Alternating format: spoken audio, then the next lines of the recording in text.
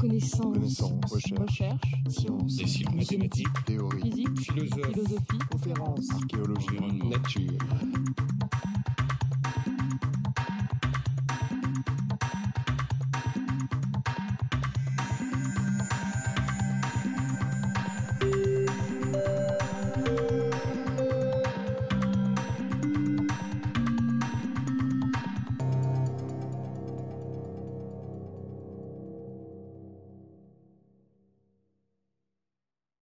Bon, pendant que ça chauffe, je vais donc essayer de vous traiter le sujet très controversé des biocarburants par rapport à la production vivrière. C'est un sujet controversé, mais sur lequel il y a finalement assez peu de données.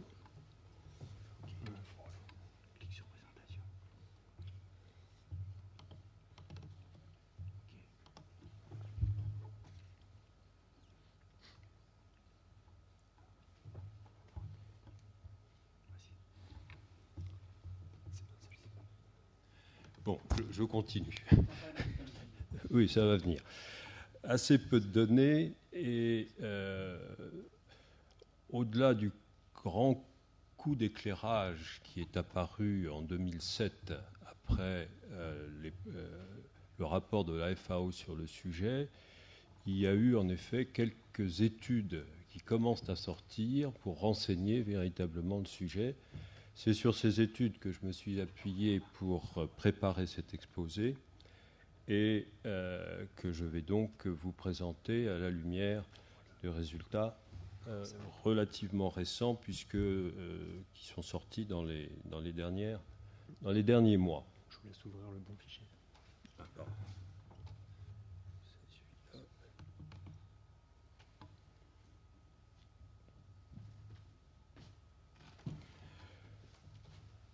Les biocarburants, c'est une vieille histoire. Comme vous le savez, Rudolf Diesel, qui avait inventé le moteur diesel, a présenté sous les verrières du Grand Palais en 1900 un moteur diesel qui fonctionnait à l'huile d'arachide. Et pour la petite histoire aussi, c'était le gouvernement français lui-même qui avait financé ces études, puisque c'était le ministère des colonies qui, pensant pouvoir autonomiser sur le plan énergétique les colonies qui produisaient déjà de l'arachide, avait pensé que si on arrivait à faire tourner le fameux moteur avec de l'huile végétale, on avait résolu la question. Donc c'est une vieille histoire. Il n'empêche que après des essais divers, la diminution considérable du prix du pétrole à partir des années 60 a à peu près apporté la fin des études sur le sujet, qu'après le premier choc énergétique, il y a eu de nouveau toute une série d'études pour relancer les biocarburants, à la fois sur le plan technologique et sur le plan du marché, études qui n'ont pas d'ailleurs fonctionné, décidément on n'a pas de chance, ça marchait ce matin.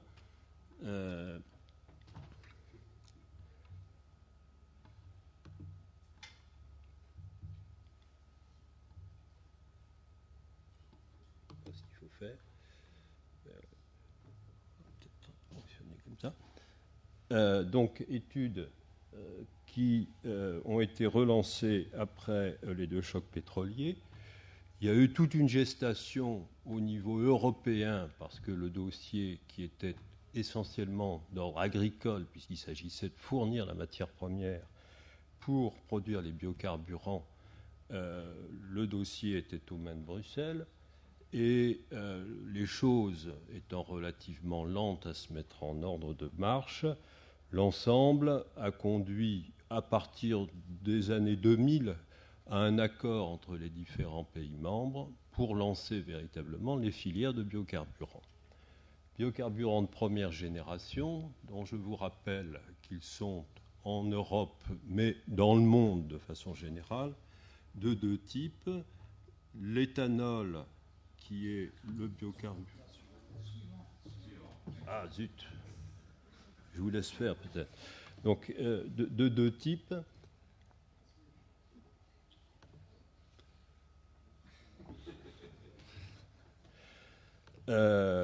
L'alcool qui est... Voilà, on y arrive. L'alcool ou éthanol qui est le biocarburant de loin le plus utilisé dans le monde, et je vous donnerai des chiffres tout à l'heure, et le biodiesel qui est le biocarburant le plus utilisé en Europe, mais qui reste 10 fois moins important en taille au niveau mondial. Bon, maintenant, je peux peut-être reprendre. Voilà, donc les biocarburants, ce sont des filières qui existent depuis 7 à 8 ans, qui se sont montées relativement rapidement et pour lesquelles, en effet, la problématique est maintenant de savoir si les surfaces qui sont utilisées pour la production de matières premières pour les biocarburants sont compatibles avec les capacités de surface arables pour nourrir la population mondiale, qui est donc le thème de ce colloque d'aujourd'hui. Alors ma présentation sera organisée en trois points. D'abord, l'évolution des prix agricoles et des prix des denrées alimentaires avec le paradigme traditionnel qui a fonctionné jusque dans les années 2000 et le changement de paradigme qu'a apporté véritablement l'apparition d'une augmentation forte des prix de l'énergie avec l'augmentation du pétrole et l'impact des biocarburants qui a suivi, bien sûr, puisqu'on savait faire les biocarburants, et qu'à partir d'un certain niveau de prix du pétrole, les biocarburants ont pu rentrer sur la scène économique. Deuxième sujet, je traiterai du rapport entre les prix du pétrole et les prix de l'alimentation. Et troisièmement, je vous présenterai un certain nombre de scénarios qui ont été bâtis en particulier par le groupe de Günther Fischer à Vienne dans un rapport récent où ils ont mis en place tout un système qui leur permet d'intégrer à la fois les données géographiques, les données de culture, les données économiques, et donc d'en sortir un certain nombre de scénarios sur la compétitivité des biocarburants et ce qu'on peut projeter à horizon 2030. Mon exposé est aussi bâti sur le papier très intéressant de Joseph Schmidhuber, qui est le directeur de la prospective à la FAO et qui a travaillé dans les 10 années avant son rapport de 2007 sur l'impact, en effet, de la biomasse, de l'utilisation de la biomasse sur les marchés de l'agriculture. Et enfin, je signale un rapport que nous avons commis à l'Académie l'année dernière, qui a été publié à la fin 2008 et qui fait le point à la fois sur les technologies des biocarburants et sur le sujet qui nous intéresse aujourd'hui.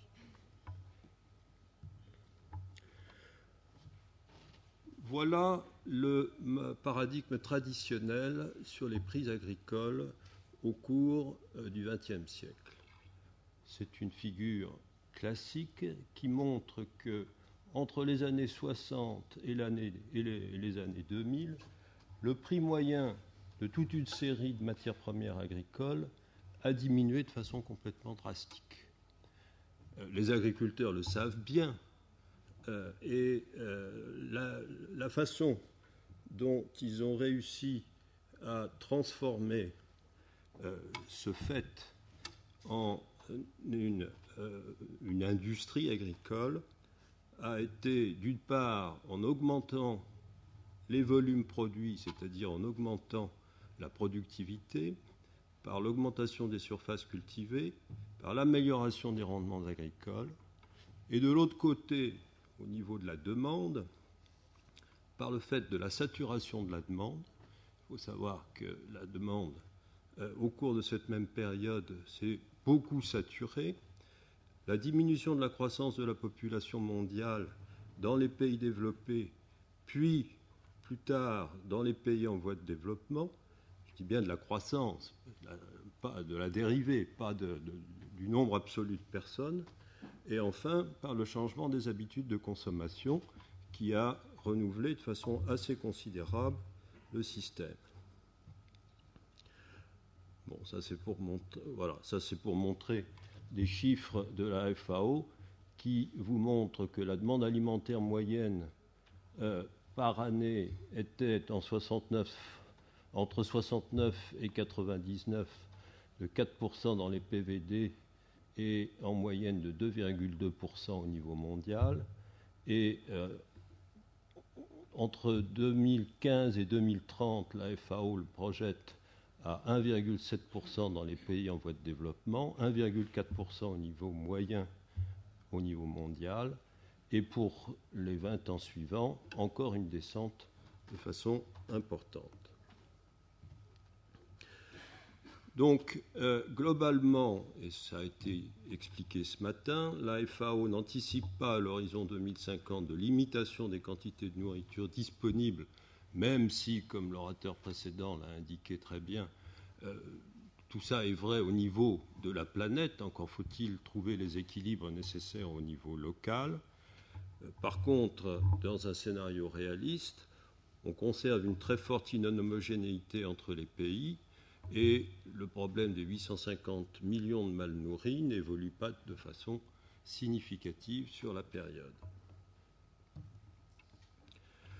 Alors, biocarburants, il faut garder en tête deux choses.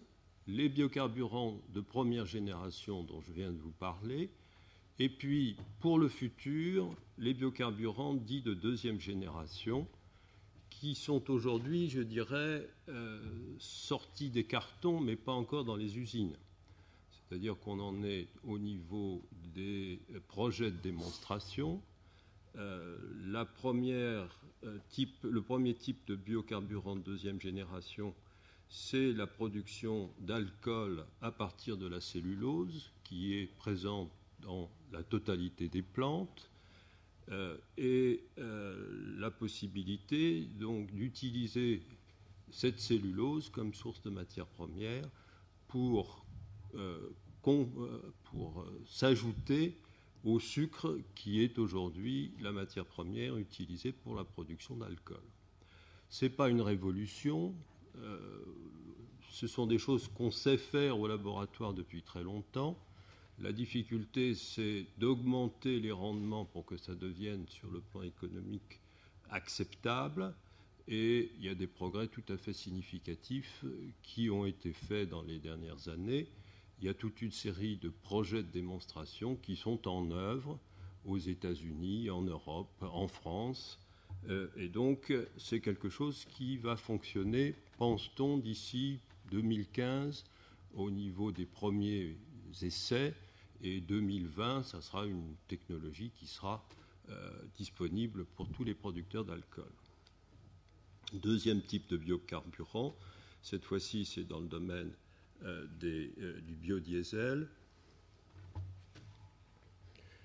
C'est la voie thermochimique indiquée sur l'image, où on carbonise la biomasse, on en fait du gaz, de l'oxyde de carbone d'un côté et du CO2 de l'autre, et puis par une réaction de synthèse qui elle aussi est connue depuis fort longtemps, on recombine ces gaz avec une réaction chimique pour produire du diesel qui peut être directement utilisé et miscible avec le diesel fossile.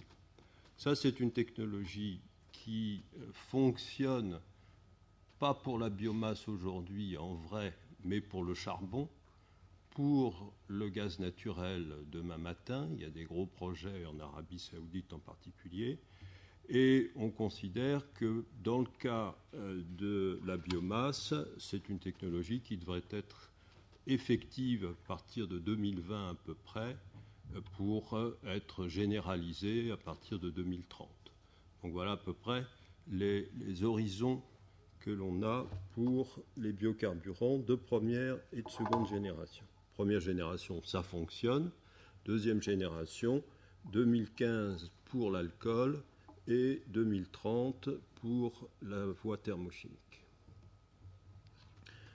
Alors, quelques données qui sont intéressantes pour comparer la première et la deuxième génération, c'est la production de tonnes équivalent pétrole, TEP par hectare. Les huiles végétales de colza ou de tournesol, ça tourne autour de 1,5 TEP par hectare. L'éthanol de blé, c'est autour aussi de 1,5. Je crois que je peux faire des images, voilà. Ça, c'est la première génération d'aujourd'hui.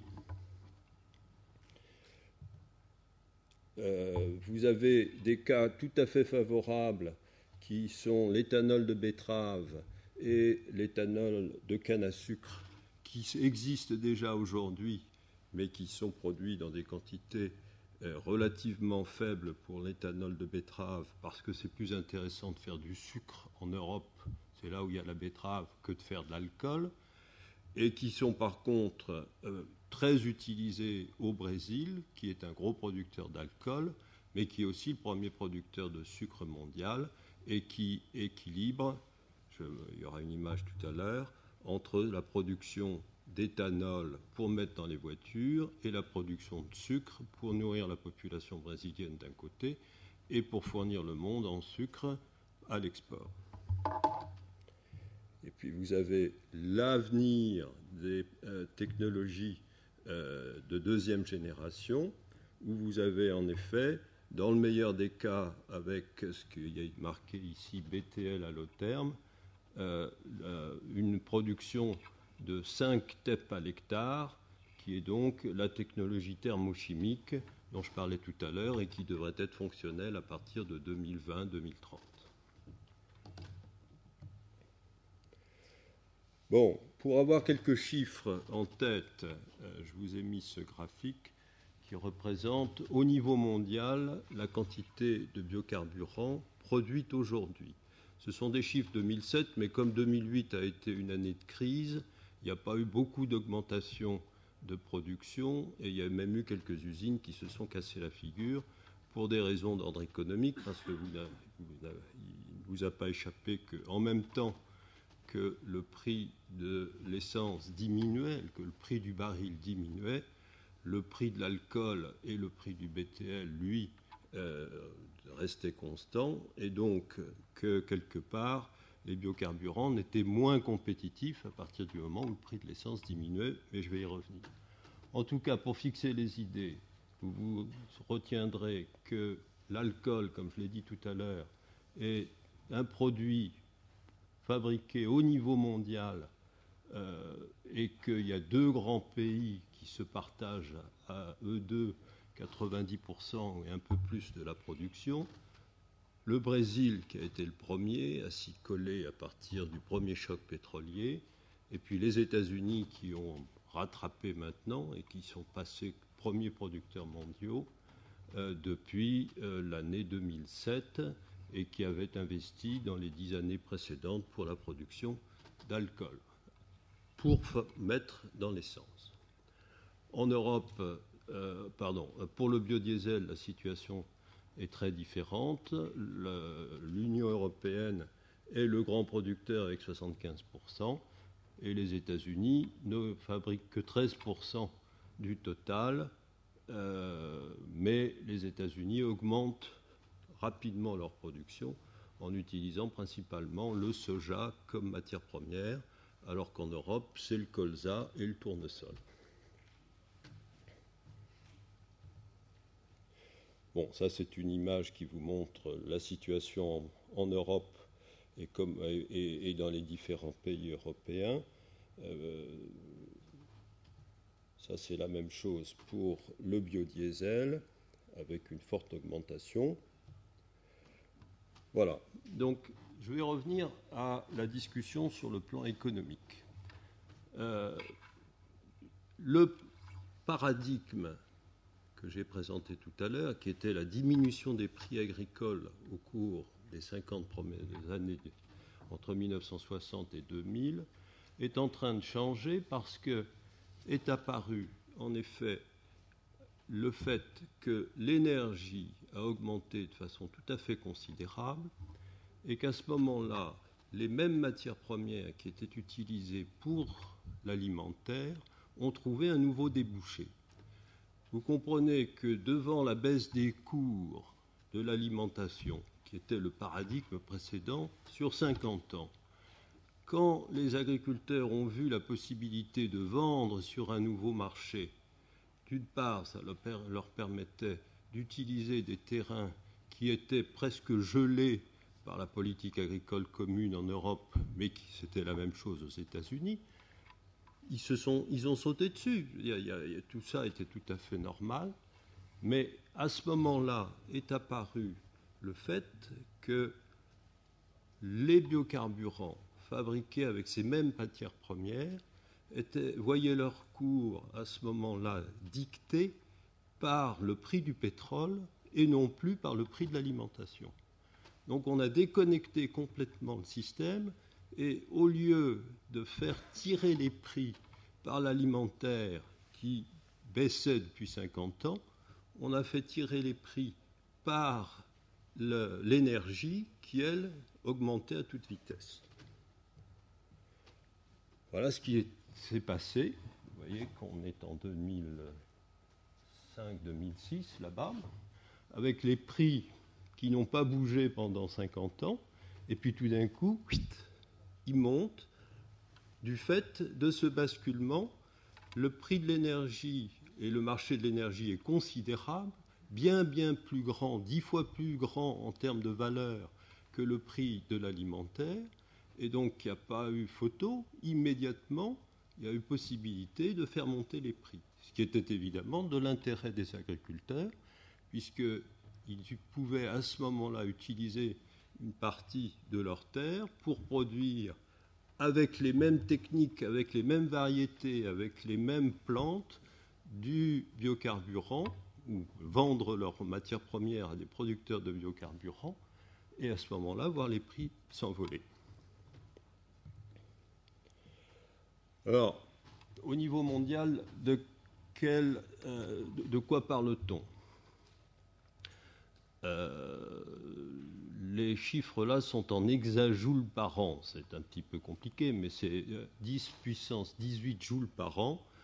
Vous avez, toutes sources confondues, 691 10 puissance 18 pour le monde en hexajoules. Pour la biomasse, vous avez actuellement, avec des chiffres 2004, autour de 49. Vous avez un potentiel économique véritablement exploitable de l'ordre de 158 prévu en 2050. Et pour les biocarburants, parce que les biocarburants ne sont évidemment qu'une toute petite partie de l'utilisation de la biomasse dans l'énergie, puisque la majeure partie est utilisée pour faire du feu et pour faire la cuisine en brûlant du bois. C'est avant tout l'utilisation de la biomasse.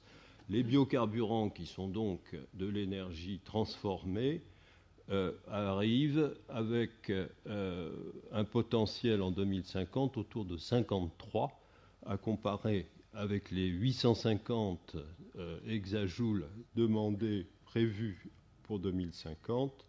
Donc vous voyez qu'on est quand même à des quantités extrêmement petites. Quelle surface cultivée pour les biocarburants ? Si on prend des terres agricoles qui, au niveau mondial, sont autour de 1,5 milliard d'hectares, potentiellement, vous avez 4 milliards d'hectares possibles, et en 2007, on en utilise 26 millions d'hectares pour les biocarburants, ce qui fait 1,7% du total. Donc on reste à des quantités qui sont encore petites, mais on parle bien de première génération, et on parle bien d'une industrie qui a véritablement commencé à exister il y a 20 ans pour le Brésil et il y a 10 ans pour l'Europe. Donc on est au début d'une longue histoire. Voilà.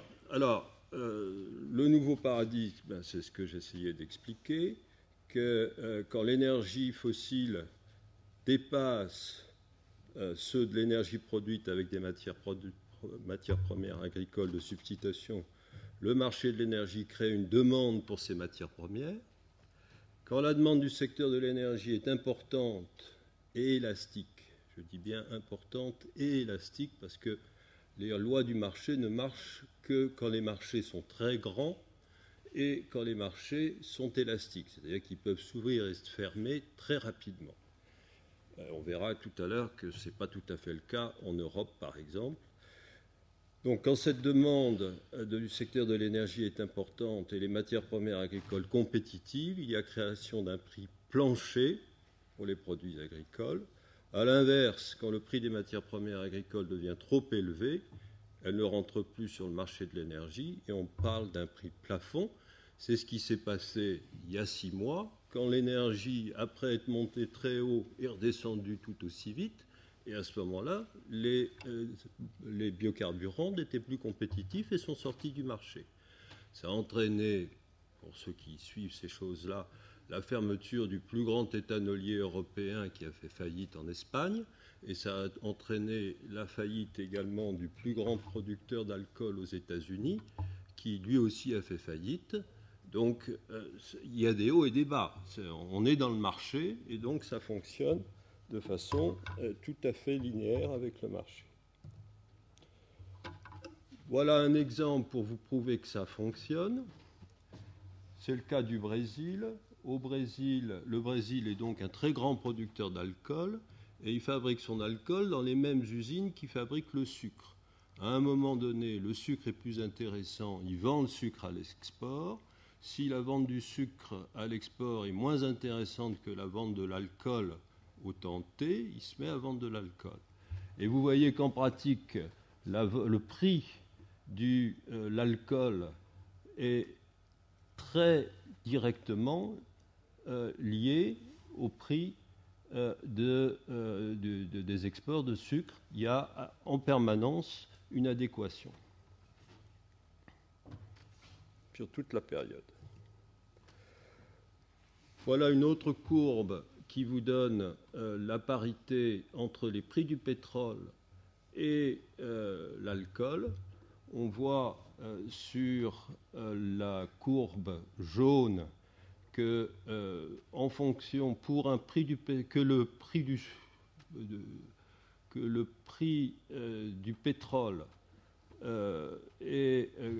correspond, pardon, vous avez d'un côté la courbe vous donne le prix du pétrole en dollars par litre et de l'autre côté le prix du crude, c'est-à-dire du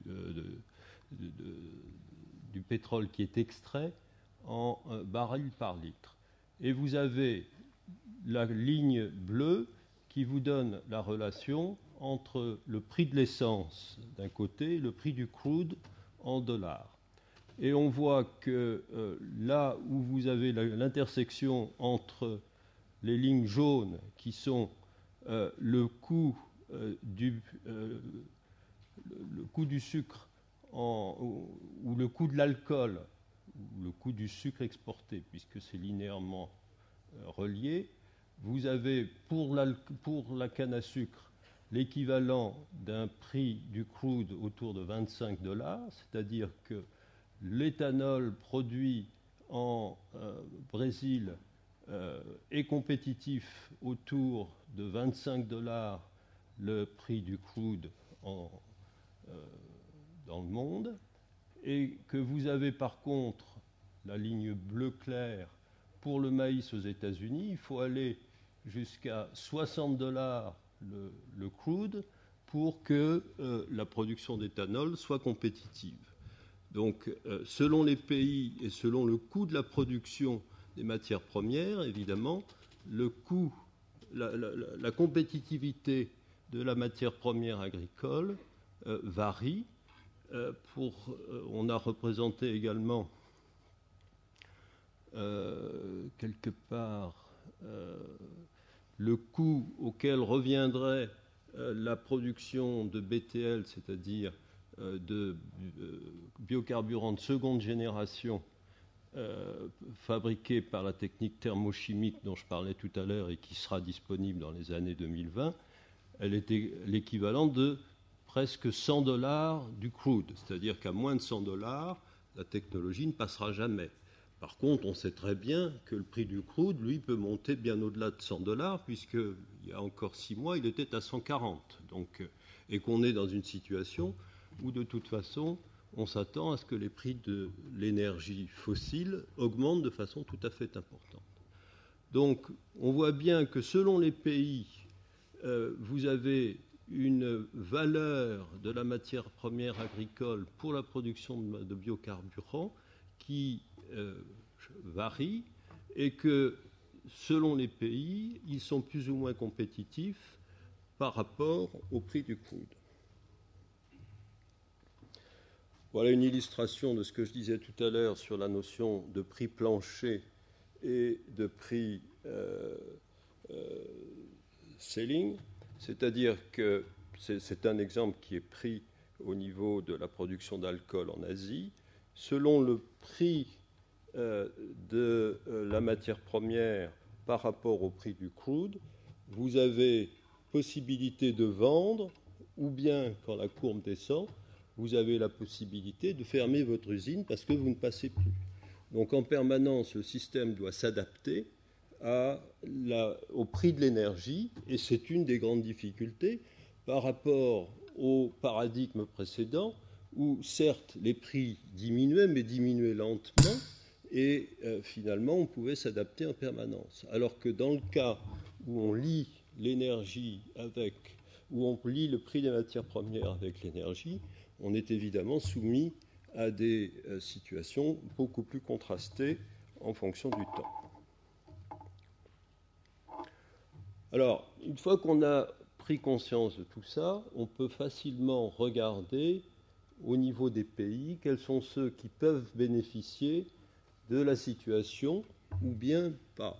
Et en fait, les graphes, au-delà des points qui représentent chacun un pays, sont intéressants en regardant que d'un côté, sur le quart en haut à gauche, vous avez les pays qui sont importateurs de produits agricoles et exportateurs d'énergie, c'est-à-dire qui produisent eux-mêmes de l'énergie fossile ou bien du charbon.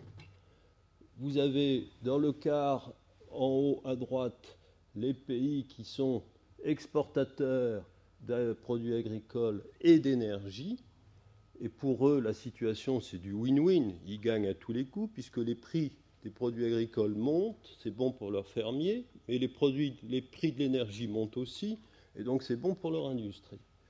Ceux du haut à gauche, ils perdent sur l'importation de produits agricoles, les prix vont monter des produits agricoles, mais comme ils sont exporteurs d'énergie, ça se contrebalance. Et puis vous avez en bas ceux qui sont importateurs à la fois de produits agricoles et d'énergie, et eux, ils perdent dans tous les cas, parce que les prix des produits agricoles montent, les prix de l'énergie montent, donc pour eux, c'est une perte sèche dans tous les cas.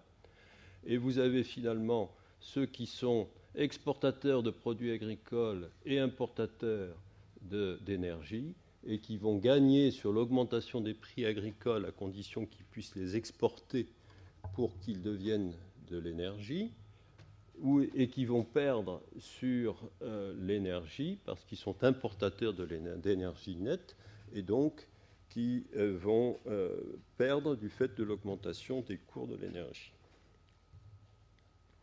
Bon, je vais passer ces subtilités et je vais maintenant passer à l'étude des scénarios dont j'ai parlé tout à l'heure.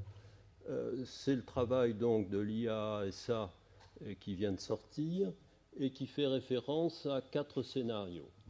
Un premier scénario WEO-V1, qui est le scénario de référence de l'IEA, de l'Agence internationale de l'énergie, pour l'énergie dans les transports. Je vous rappelle que les biocarburants n'intéressent l'énergie que dans le domaine des transports, que le domaine des transports représente en gros au niveau mondial de l'ordre de 30% de l'énergie totale utilisée dans le monde. Donc, scénario de référence de l'IEA, et les biocarburants de deuxième génération développés graduellement après 2015, c'est ce que je vous ai dit tout à l'heure, génération de production d'éthanol à partir de cellulose, à partir de 2015, développement relativement lent de cette nouvelle technologie. Un deuxième scénario, WEO V2, qui est la même chose, avec l'apparition des biocarburants après 2030, c'est ce que je vous ai dit aussi, ce sont donc des scénarios réalistes. Un troisième scénario qu'ils appellent TAR V1, qui est la même chose, mais développement des biocarburants, comme annoncé par les pays individuels. Chaque pays, au niveau mondial, a essayé de pousser ses biocarburants. Comme je l'ai dit tout à l'heure, tous les pays ne sont pas tous compétitifs au même moment, parce qu'il y a des raisons de coûts de production agricole, il y a des raisons de capacité industrielle, etc. Et puis, biocarburants de deuxième génération, produits graduellement après 2015. Et enfin, TAR V3, développement poussé des biocarburants de deuxième génération, 33% de biocarburants dans les pays développés après 2020 et 50% après 2030.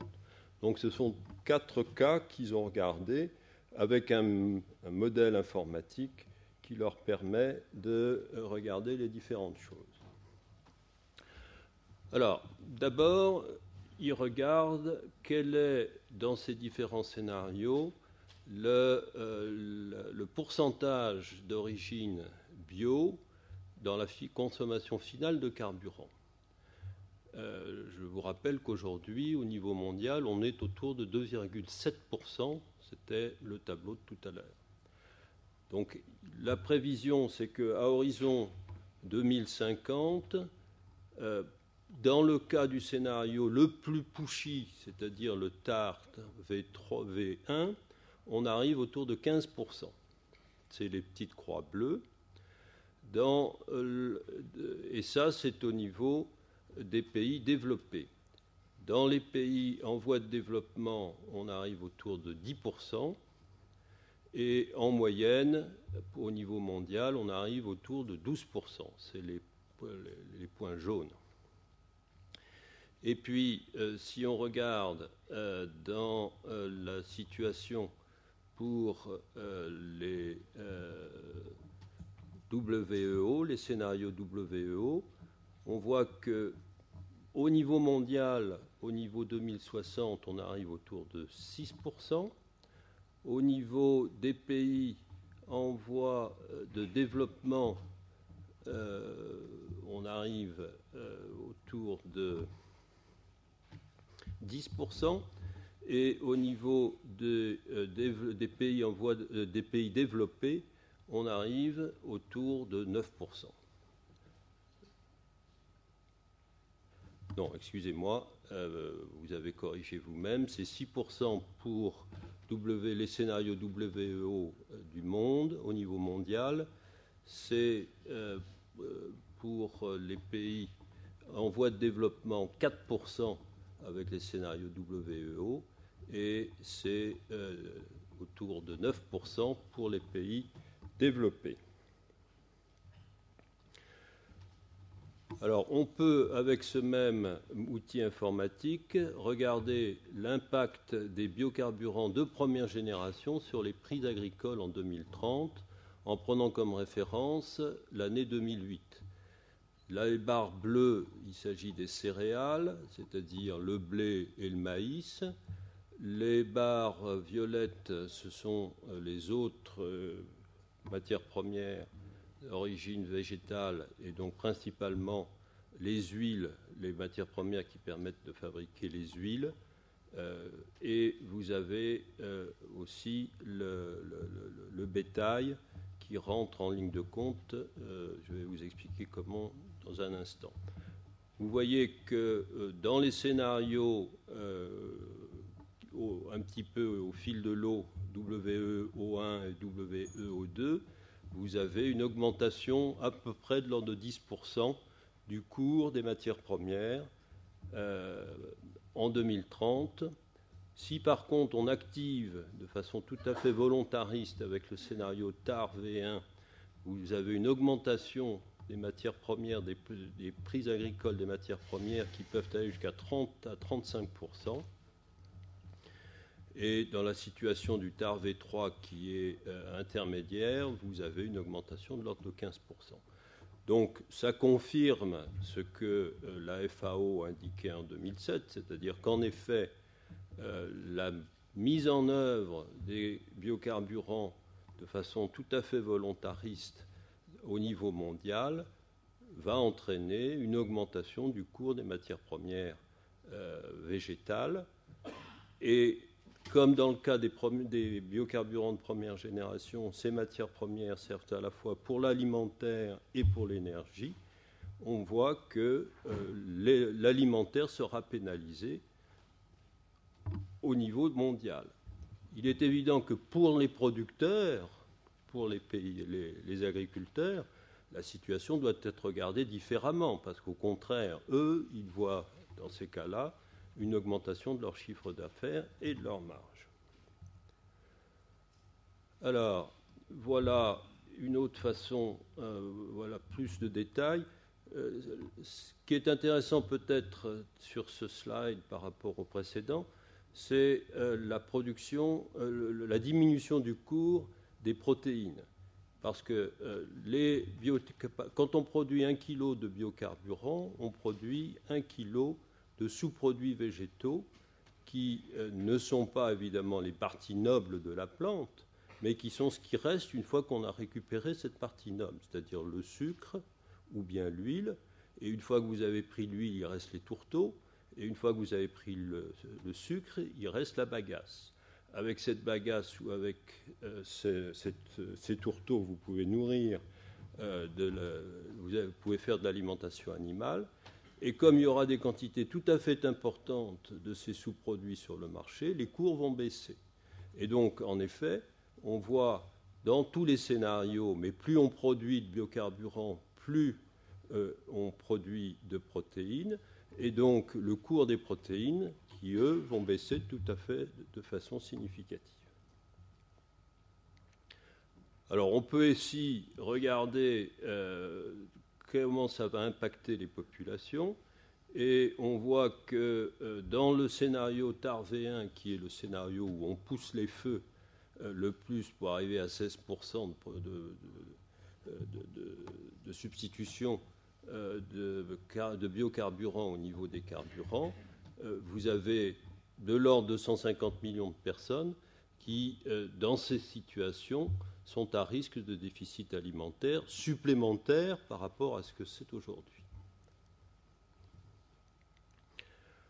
Bon, là on obtient, c'est une comparaison aussi entre les pays développés et les pays en voie de développement, où on voit que dans tous les cas, l'augmentation de la valeur ajoutée est vraie, mais que c'est d'autant plus vrai pour les pays développés que pour les pays en voie de développement, puisque les pays développés n'ont pas de problème pour leur alimentation et que par contre, et donc que les producteurs pourront vendre sur le marché de l'énergie et donc augmenter la valeur de leurs produits, alors qu'évidemment dans les pays en voie de développement, il faudra qu'ils aient à la fois la possibilité de produire l'alimentaire dont ils ont besoin et seulement le restant pour faire des biocarburants, et donc la valeur ajoutée est diminuée d'autant.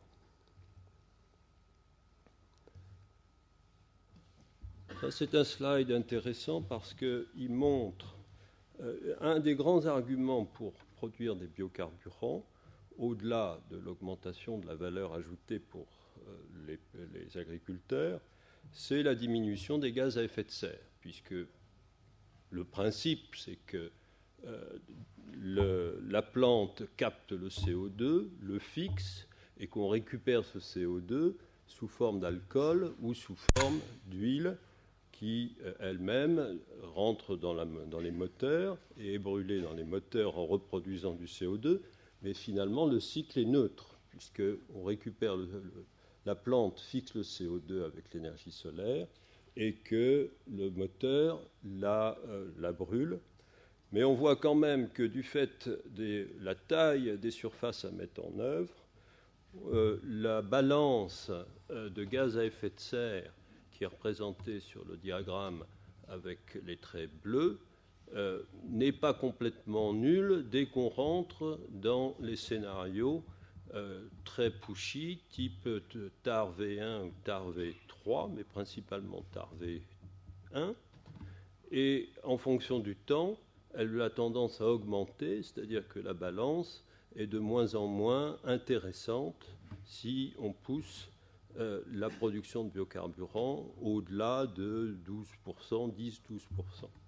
Si on veut atteindre véritablement les 16% en 2050, on voit qu'à ce moment-là, la balance pour les gaz à effet de serre est nettement moins intéressante, même si elle reste bien meilleure que si on brûlait les quantités de fuel fossile à la place de biocarburants, bien sûr. Alors, là, c'est quelques chiffres, et puis c'est mon dernier tableau, qui résume ce que disait l'orateur précédent, c'est-à-dire que les régions pour lesquelles il y a possibilité de produire des biocarburants, c'est l'Afrique avec 554, je crois que ce sont des millions d'hectares disponibles, avec un rendement potentiel moyen de 13,9. C'est l'Amérique du Sud avec une disponibilité de 500 et avec un rendement de 15,6. Le sud-est asiatique aurait des possibilités de rendement parce qu'il pleut beaucoup, également très élevées, mais par contre, ils ont très peu de terrain disponible proportionnellement, et donc ils ne rentreront pas nécessairement dans la possibilité de produire des biocarburants. Donc on reste bien avec aujourd'hui en tête la possibilité de produire des biocarburants avec, enfin des matières premières pour biocarburants de première et de deuxième génération, avec des rendements potentiels relativement faibles en Europe et en Russie, mais avec des possibilités tout à fait remarquables en Afrique et en Amérique du Sud. Et par contre, le reste du monde est beaucoup moins bien doté pour aller faire ça. Alors ça, c'est mon dernier slide. C'est pour dire que tout a déjà commencé, parce qu'il y a en effet aujourd'hui, et on y a fait allusion ce matin, une course à l'investissement dans le domaine agricole, toute une série de gens et de pays ayant repéré qu'en effet la terre agricole peut avoir une grande valeur par la possibilité de produire des biocarburants en période d'énergie chère, et qu'on voit une course aujourd'hui de tout un certain nombre de pays pour soit louer, soit acheter, soit acquérir dans des conditions très, très obscures des millions d'hectares dans des pays en voie de développement. La Chine, depuis 2006, a ainsi investi pour 2,8 millions d'hectares, et pour nombre de ces hectares, elle a prévu d'y faire des biocarburants. Et ces hectares sont essentiellement investis au Brésil et en Afrique. La même chose pour des pays comme le Qatar ou l'Arabie saoudite. Et tout ça est décrit dans un rapport qui vient de sortir dans la FAO et qui est disponible sur leur site. Voilà, je m'arrêterai là parce que je crois que j'ai beaucoup dépassé et je suis tout à fait prêt à répondre à vos questions.